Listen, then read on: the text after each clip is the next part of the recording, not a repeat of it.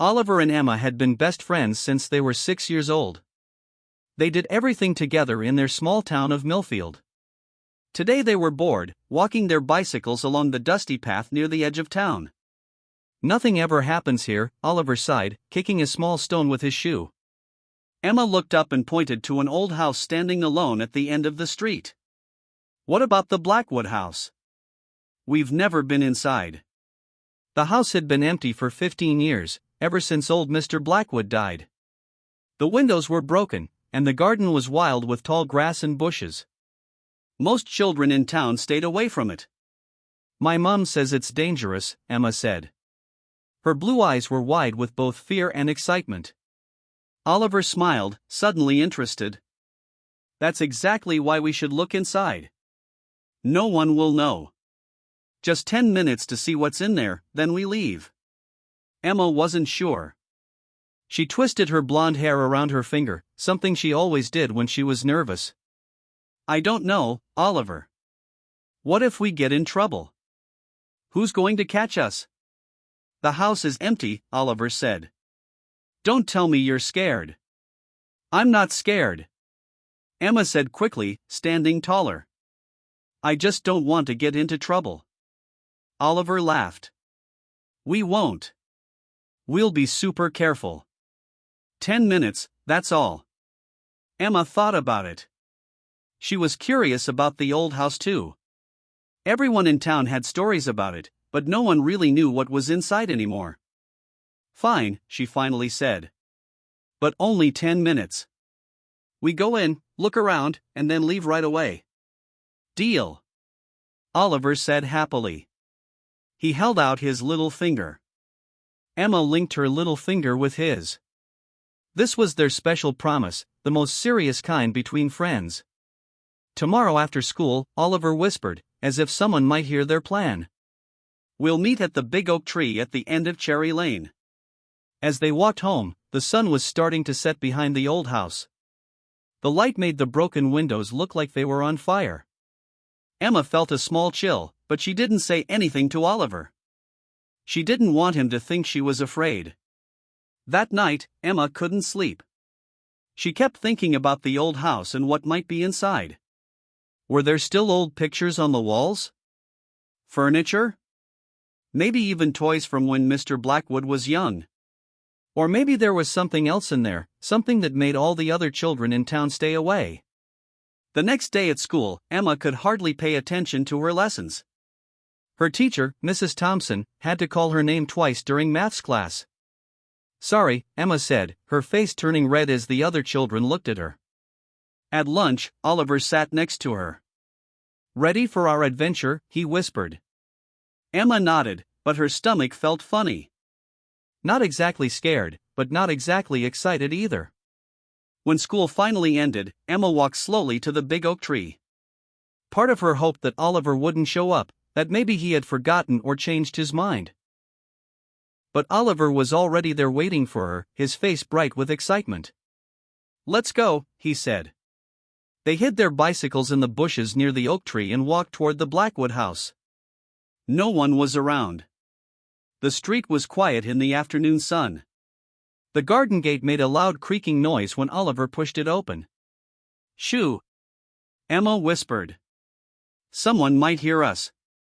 "Nobody's lived here for ages," Oliver said, but he lowered his voice anyway. They walked through the overgrown garden. Old flower beds were now just patches of weeds. A stone bird bath was broken in half. At the back of the house, they found a window with broken glass. Oliver cleared away the sharp pieces from the bottom of the frame. "I'll go first," he said. He climbed through the window and disappeared inside. Emma waited, her heart beating fast. "Come on." Oliver's voice came from inside. "It's amazing in here." Taking a deep breath, Emma climbed through the window. Inside, it was dark and dusty. The air smelled old and strange. Oliver pulled out a small torch from his pocket. The light showed a kitchen with an old-fashioned stove and cupboards. Everything was covered in dust. 10 minutes, Emma reminded him, looking at her watch. Not a second longer. Oliver was already moving into the next room. "This is going to be the best adventure ever," he said. Emma followed him, not knowing that in less than 10 minutes, everything would change forever. Emma followed Oliver into what was once the living room of the Blackwood house. Dust floated in the air, catching the light from Oliver's torch. Old furniture sat like sleeping giants under white sheets. "Look at all this stuff," Oliver whispered. He moved his torch around the room, showing bookcases filled with old books, pictures hanging crooked on the walls, and a large fireplace with a clock on top. "It smells funny in here," Emma said, wrinkling her nose. The air was thick with dust and something else she couldn't name. Something old and sad. Oliver walked over to one of the covered shapes and pulled off the white sheet. Under it was a grand piano, its black surface now gray with dust.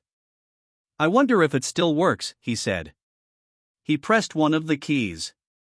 A deep, sad note filled the empty house, making them both freeze. The sound seemed to hang in the air longer than it should have. "Don't do that again," Emma whispered. "Someone might hear." "Who?" "There's no one around for ages," Oliver laughed, but he moved away from the piano. They walked slowly around the room. Emma looked at the pictures on the walls. Most showed the same man at different ages, Mr. Blackwood, she guessed. In some pictures, he was with other people, but their faces were too faded to see clearly. "Hey, look at this," Oliver called from the other side of the room. He was standing by a small table, holding up a silver object. "It's a pocket watch. And it still works." Emma walked over to see. The watch was indeed still ticking, which seemed strange for a house that had been empty for 15 years. "Maybe someone wound it up recently," she said, feeling uneasy.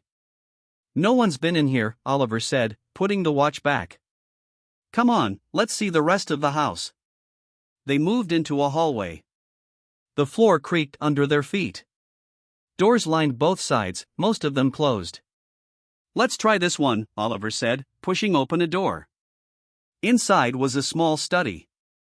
Bookshelves covered the walls, and a desk sat in the middle of the room, papers still scattered across it as if Mr. Blackwood had just stepped out for a moment. Oliver went to the desk and started looking through the papers. "These are weird," he said. "They're full of numbers and strange words." Emma was looking at the books. Most were old and had titles she didn't understand. But one book caught her eye because it was newer than the others. She pulled it out and saw it was a journal. "Oliver, look at this," she said. "I think it's Mr. Blackwood's diary." But Oliver wasn't listening. He had already moved to another door at the back of the study. "I think this leads to another part of the house," he said, turning the handle. The door opened to reveal a narrow staircase going up. "Our 10 minutes are almost up," Emma said, checking her watch. They had been in the house for 7 minutes now. "Just a quick look upstairs," Oliver said, already starting to climb the stairs. 3 minutes is plenty of time. Reluctantly, Emma followed him, still holding the journal she had found. The stairs creaked loudly under their feet, and she worried they might break through the old wood. At the top of the stairs was another hallway.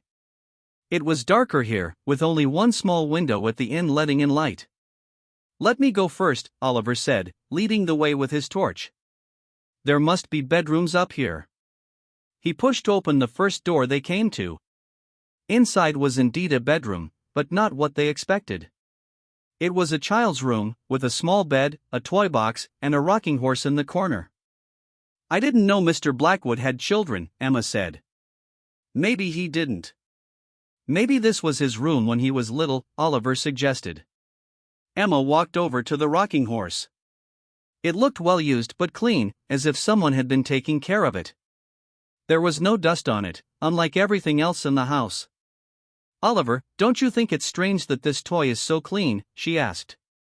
But Oliver wasn't in the room anymore. "Oliver," she called out. In here, his voice came from across the hallway. "You have to see this." Emma left the child's room and crossed the hall to where Oliver's voice had come from. This room was different. It was bigger, with a large bed and a dressing table. But what caught her attention was the collection of dolls sitting on a shelf. There were at least 20 of them, all children of different ages. Aren't they creepy? Oliver said, shining his torch on them. They all look so real. Emma had to agree. The dolls had glass eyes that seemed to follow her as she moved. Each one was dressed in old-fashioned clothes, and each had a name tag pinned to their shirt or dress. Oliver read some of the names aloud. William, Arthur, Grace, Mary. He moved his torch along the shelf. There are so many of them. We should go now, Emma said, feeling more uneasy by the minute. Our 10 minutes are definitely up. Just one more room, Oliver pleaded. There's a door at the end of the hall. I bet it leads to the attic. Emma looked at her watch again. They had been in the house for 12 minutes already, longer than they had planned. Oliver, we promised just 10 minutes, she said. We should leave now. Just the attic, then we'll go, Oliver insisted. Don't you want to see what's up there? Emma didn't, not really. But she also didn't want to leave Oliver alone in this strange house. Fine, she sighed. But quickly, and then we leave. They walked to the end of the hallway where a small door was set into the wall. It was painted white, with a round brass handle that was polished and shiny, unlike the dusty door itself. Oliver tried to turn the handle, but it wouldn't move. It's stuck, he said, pushing harder. Maybe it's locked, Emma suggested, hoping they could now leave. No, it's just stuck. Help me push. Reluctantly, Emma put her hands on the door too. Together they pushed until suddenly the door gave way with a loud crack. Oliver stumbled forward into the darkness beyond. Oliver? Emma called when he didn't immediately step back. Wow, came his voice from the darkness. Emma, you have to see this. Emma hesitated at the doorway. The attic was pitch black except for the beam of Oliver's torch moving around inside. Come on, Oliver called. His voice sounded strange, farther away than it should have been. Slowly, Emma stepped into the attic. The air was colder here, much colder than the rest of the house. She could see her breath in front of her face. Oliver, where are you? She called. The beam of his torch appeared, shining from the far end of the attic. Over here. There's so much cool stuff. Emma walked carefully across the attic floor. The boards creaked under her feet. All around her were old trunks, furniture covered in sheets, and strange-shaped objects she couldn't make out in the dim light. She reached where Oliver's torch light was coming from, but Oliver wasn't there. Just his torch, sitting on top of an old trunk. Oliver? Emma's voice shook as she picked up the torch. This isn't funny. Where are you? No answer came. The attic was silent except for a new sound, a soft ticking noise. Emma turned the torch toward the sound. In the corner of the attic stood an old grandfather clock. Its pendulum was swinging back and forth, tick-tock, tick-tock. But that wasn't what made Emma's blood turn cold. It was the fact that the clock hands were spinning backward, moving faster and faster as she watched. Oliver, she shouted, real fear in her voice now. We need to leave. Now. Something moved in the corner of her eye. Emma spun around to see a music box on a small table. The lid was open, and a tiny ballerina figure was turning slowly, though no one had wound it up. A soft, eerie melody filled the attic. Then she heard a whisper that sounded like Oliver, but somehow not quite right, Emma. The voice seemed to come from everywhere and nowhere at once. Where are you? She cried, turning in circles, shining the torch in all directions. Emma. The voice whispered again, closer now. Come find me. The temperature dropped even further. Emma could now see frost forming on the old furniture around her. The music from the box grew louder, its melody twisted and wrong. Emma backed away toward the door, the torch shaking in her hand. Something was moving in the shadows, just beyond the reach of the light. Not one something, many things, shifting and whispering. Then she saw them, the dolls from the bedroom downstairs. But they weren't downstairs anymore. They were here in the attic, arranged in a half circle, their glass eyes reflecting the torchlight. And they were moving. Slowly, jerkily, like puppets on strings, they were getting to their feet. Pure terror shot through Emma's body. She turned and ran, stumbling across the attic floor toward the small door. Behind her, she heard footsteps, many small footsteps, and what sounded like children laughing. She reached the door and yanked it open, tumbling into the hallway. The laughter and footsteps were getting closer. Emma slammed the attic door shut and ran down the hallway, not daring to look back. She took the stairs two at a time, almost falling in her haste. Through the study, through the living room, back to the kitchen and the broken window they had entered through. Emma was about to climb out when she remembered Oliver. She couldn't leave him. But the thought of going back into that house, back to the attic with those moving dolls and that strange clock. "Oliver," she shouted one last time, her voice echoing through the empty house. The only answer was the soft melody of the music box, somehow now playing downstairs though she had left it in the attic. And then, from upstairs, came the sound of a child's laughter, but it wasn't Oliver's laugh. With tears streaming down her face, Emma climbed through the window and ran. She ran through the overgrown garden, through the creaking gate, and didn't stop until she reached the street. Only then did she look back at the house. In an upstairs window, a small figure stood watching. A child-sized figure, but it wasn't Oliver. Emma ran all the way home, her heart beating so fast she thought it might burst from her chest. When she reached her house, she burst through the front door, startling her mother who was cooking dinner in the kitchen. "Emma! What's wrong?" her mother asked, alarmed by her daughter's pale face and terrified eyes. Between sobs, Emma told her everything about sneaking into the Blackwood house with Oliver, about the strange rooms they found, and how Oliver had disappeared in the attic. At first, her mother didn't believe her. "Are you making this up, Emma?" she asked sternly. "No. I swear it's true. Oliver is still in there," Emma cried. "Please, you have to help him." Seeing how upset Emma was, her mother called Oliver's parents. They hadn't seen him since school ended. Then she called the police. Within an hour, police cars lined the street outside the Blackwood house.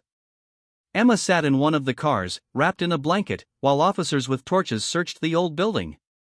"We've checked the entire house, including the attic," a police officer told Emma's mother and Oliver's parents. "There's no sign of the boy. But he has to be in there," Emma insisted. "I left him in the attic." The police officer knelt down to look Emma in the eye. "There is an attic," he said gently, "but the only things we found were some old furniture in boxes. And this." He held up Oliver's torch. It was still switched on. "That's his," Emma said. "See? He was there." The officer nodded. "We'll keep looking. Maybe he found another way out and went home by a different route." But deep down, Emma knew that wasn't what had happened. She had heard that strange laughter, seen those dolls moving, felt the unnatural cold in the attic. Something in that house had taken Oliver. The search for Oliver continued through the night. Police officers, neighbors, and even people from nearby towns joined in. They searched the Blackwood house again and again, then expanded to the woods behind it, the old train tracks, and the small river that ran through Millfield. Oliver's picture was shown on the local news. His parents cried on television, begging anyone with information to come forward. Days passed, then weeks. There was no sign of Oliver anywhere. Some people in town started to whisper that Emma was lying, that maybe she had done something to Oliver herself. Others suggested that Oliver had run away from home because his parents argued a lot. Emma's mother kept her home from school for a while because other children were asking too many questions. When she finally went back, things had changed. Her friends avoided her, as if whatever had happened to Oliver might happen to them too if they got too close to her. Only her teacher, Mrs. Thompson, was kind. "It's not your fault, Emma," she said one day after class. "Sometimes bad things happen that we can't explain." But Emma knew what she had seen and heard in that house. At night, she dreamed of the attic, of the moving dolls, of the music box playing its twisted melody. She would wake up sweating and crying, calling out for Oliver. A month after Oliver disappeared, something strange happened. Emma woke up in the middle of the night feeling cold. Her bedroom window was open, though she was sure she had closed it before going to bed. On her desk sat a paper boat, perfectly folded. Oliver had been teaching her how to make them the day before he vanished. With shaking hands, Emma picked up the boat. Inside was a small piece of paper with words written in Oliver's messy handwriting, "I'm okay. Don't worry about me." Emma ran to her parents' room, showing them the note. They called the police again. The police officer who came looked doubtful. "Are you sure you didn't write this yourself?" he asked Emma. "No. It's Oliver's writing. And I don't know how to fold boats like this. Only Oliver can do it this way." The officer took the paper boat and the note as evidence, but Emma could tell he didn't believe her. The next day, the police announced a new theory: Oliver had run away from home. They pointed to problems in his family, his parents' arguments, his falling grades at school. The paper boat was just a prank by some other child, they said. Emma knew better. That night, she stood by her bedroom window, looking out toward the direction of the Blackwood house. "I know you're still there, Oliver," she whispered. "And I'm going to find a way to help you." In the distance, she thought she could hear the faint melody of a music box playing in the night. And for just a moment, she saw a light moving in one of the upstairs windows of the Blackwood house, though everyone said the house was empty. Emma closed her window and locked it. She took out a notebook and began to write down everything she remembered about that day, every detail about the house, the rooms, the strange things they had found. If no one else would help Oliver, then she would have to do it herself. The search for Oliver went on for months, but gradually the police visits became less frequent. The missing posters around town started to fade in the rain and sun. People still talked about the boy who had vanished from the old Blackwood house, but in whispers, as if saying his name too loudly might bring bad luck. Emma could not forget. She spent hours in the town library, reading old newspapers and books, trying to learn more about the Blackwood house and its history. The librarian, Mrs. Wilson, helped her find articles about old Mr. Blackwood, who had lived alone in the house for many years. He was a strange man, Mrs. Wilson told Emma. Kept to himself mostly. But he was always kind to children. Some said too kind. Emma found an article from 40 years ago. It was about a child who had gone missing in Millfield, just like Oliver. The child was never found. And then another article, from 30 years ago. Another missing child. Were there other children who disappeared? Emma asked Mrs. Wilson. The old librarian nodded slowly. Over the years, yes. Not many, but enough to make people nervous. Some folks said it was the Blackwood house. That it was hungry somehow. Emma felt cold all over.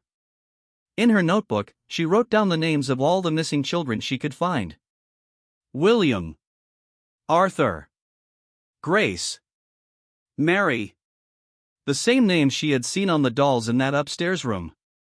At school, Emma had no friends now. Everyone avoided her, as if what happened to Oliver might happen to them if they got too close.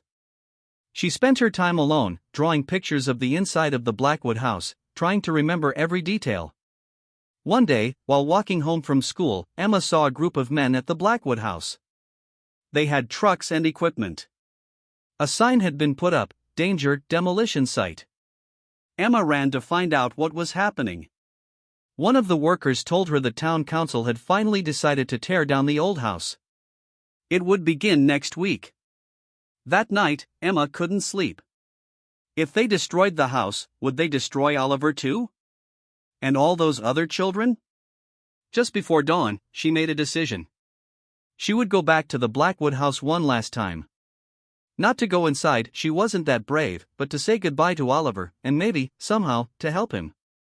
Emma slipped out of her house while her parents were still sleeping. The streets were empty in the early morning light as she made her way to the old house. The garden was even more overgrown than before. Yellow tape marked the area as a demolition site. Emma ducked under it and approached the house. She stood looking up at the windows. Was Oliver watching her from one of them? Were all those lost children inside, trapped somehow? "I'm sorry," she whispered. "I'm sorry I left you. I'm sorry I can't help." A tear rolled down her cheek. She reached into her pocket and took out a paper boat she had been practicing making. It wasn't as good as Oliver's, but she had tried her best. Inside, she had written a note, "I will never forget you." Emma placed the boat on the front step of the house. As she did, the front door creaked slightly, as if moved by a gentle wind, though the air was still.